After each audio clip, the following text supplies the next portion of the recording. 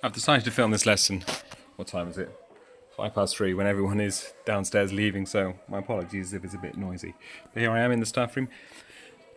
This lesson will hopefully just help you. We're not moving forward. We're going to have a little look more about forming equations like we started on Monday and we did a bit more yesterday. This works a little bit more slowly than the greater depths one, so hopefully if you were confused yesterday this should help out, and if you were okay yesterday this should give you a bit more of a challenge. But remember, we're looking at real life situations where we can find an algebraic or a way to represent it using algebra.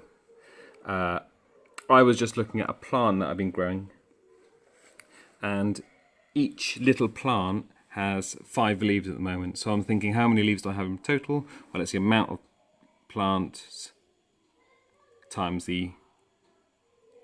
So the amount of plants times 5 will give me the total amount of leaves. So this goes through it nice and slowly.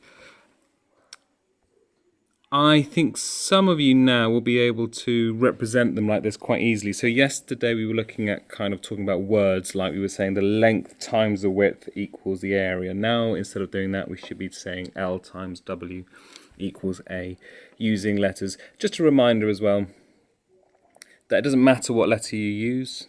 You quite often see them using X, Y, Z or A, B, C. When you see this one, for example, 2Y, that just means 2 times Y, 2 Ys.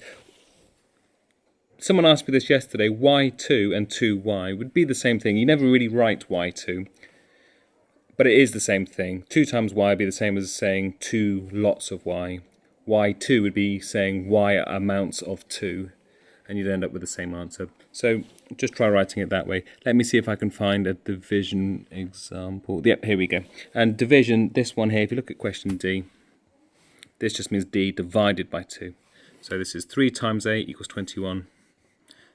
Plus and minus are the same, 6 plus 9. There's 2 times B plus 6, remember BODMAS for that one. And this one means D divided by 2. Remember, a fraction is just a division sum, or a division sum is just a fraction. So D over 2, D twos, D halves is the same as D divided by 2. I think that's pretty much it. Obviously it gets a bit trickier towards the end, but take your time.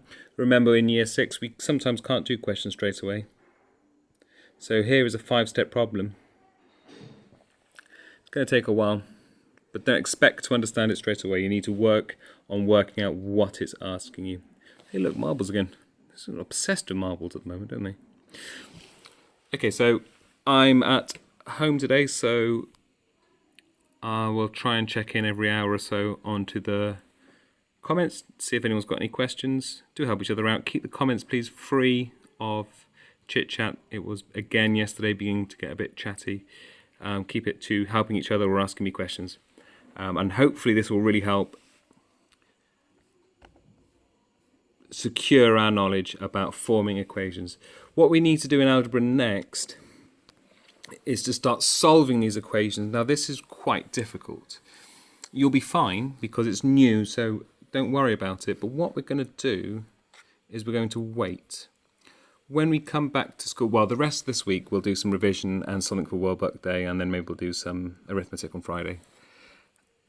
Next week when we're back at school, we're going to do something which is not these white rose books. We're going to do something which isn't algebra, just for a week.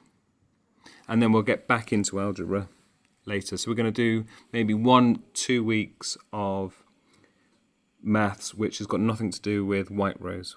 If it's not raining, we'll try and go outside. So we haven't finished algebra after this. We're just going to take a little pause because I know it's difficult, so sometimes it's better to do it into 2 chunks. Okay, I am online. If I don't get back to you straight away, try and help each other out. That'd be perfect.